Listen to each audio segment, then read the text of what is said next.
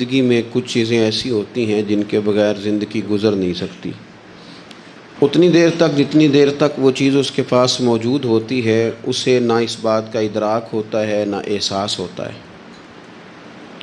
لیکن جب وہ چیز اس کے پاس سے رخصت ہو جاتی ہے، اس کے پاس کسی وجہ سے خدا نہ خواستہ وہ چیز موجود اور محفوظ نہیں رہتی، پھر اسے احساس ہوتا ہے کہ ایک بہت بڑی نعمت تھی میرے پاس، وہ مجھ سے چلی گئی۔ ہماری زندگی کے اندر بہت ساری ایسی چیزیں ہیں کہ اگر وہ ہم سے رخصت ہو جائیں، خدا نہ کرے، تو پھر ہمیں بڑی شدت سے احساس ہوگا کہ یہ نعمت کتنی بڑی ہے۔ آپ کوس و قزح کے رنگ دیکھتے ہیں، دھوپ اور چھاؤں میں لوگوں کے چہروں کو ملاحظہ کرتے ہیں، آپ اپنے بچوں کو محبت کی نظر سے دیکھ کر دل کو ٹھنڈا کرتے ہیں،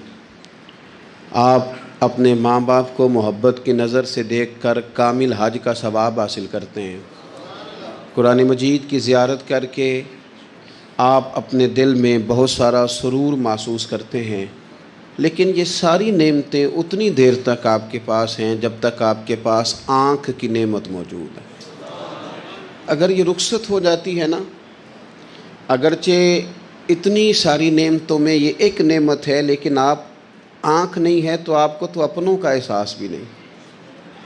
آپ تو اپنوں کے چہرے بھی دیکھ نہیں پائے۔ کوئی بھی نعمت جو آپ کے پاس ہے، آپ کبھی محسوس کریں کہ اگر اس نعمت کا وجود ہمارے پاس نہ ہوتا تو ہماری کیفیت کیا ہوتی۔ یہ سانس ہے، ہم دو دفعہ سانس کا استعمال کرتے ہیں، ایک دفعہ اندر جاتی ہے اور ایک دفعہ باہر آتی ہے۔ اگر اندر نہ جائے تو بھی مسئلہ ہے، چلی گئی ہے لوٹ کر باہر نہ آئے تو بھی بہت بڑی مشکل ہے۔ تو اس کا اندر اور باہر جانا یہ زندگی کا احساس ہے۔ اگر کبھی سانس اکھڑنے لگے اور آپ کے سینے میں آپ کی سانس اٹکنے لگے تو ایک بہت بڑی تشویش ہے، ایک بہت بڑی آکسیجن ہے، پوری طرح سے انسان کو قید کر دیا جاتا ہے، اور وہ کہتا ہے کہ میرا تو سارا وجود سلامت ہے، ہاتھ کام کر رہے ہیں، پیر کام کر رہے ہیں، آنکھیں کام کر رہی ہیں، زبان کام کر رہی ہے، سب کچھ ٹھیک ہے، صرف سانس اکھڑ گئی ہے۔ تو انسان محسوس کرتا ہے کہ یہ ساری چیزیں سلامت ہونے کے باوجود میرے کسی کام کی نہیں۔ آپ کے پاس جتنی بھی نعمتیں ہیں ان کو اگر آپ شمار کریں تو کبھی آپ کہیں گے کہ ساری نعمتوں میں آنکھ زیادہ ضروری ہے، کبھی کہیں گے کان زیادہ ضروری ہے، کبھی کہیں گے زبان زیادہ ضروری ہے، کبھی کہیں گے دل زیادہ ضروری ہے، کبھی کہیں گے روح زیادہ ضروری ہے، لیکن میں آپ سے عرض کروں ان ساری چیزوں کے بغیر گزارا ہو سکتا ہے، رسول کائنات کی غلامی کے بغیر گزارا نہیں ہوتا۔ کیوں؟ اس لیے کہ اگر حضور کی شفقت نہ ہو، نبی پاک علیہ السلام کی رحمت نہ ہو، وہ ابن القیم نے ایک جگہ پہ کہا تھا کہ یہ حضور نے ہمیں انسان بنایا ہے،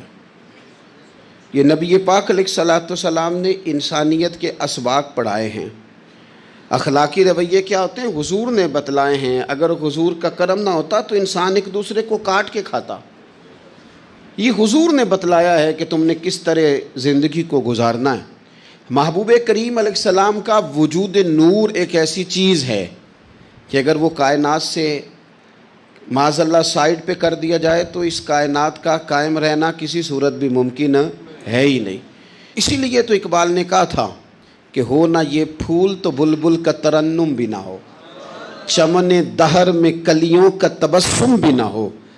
نہ یہ ساقی تو پھر میں بھی نہ ہو، خم بھی نہ ہو،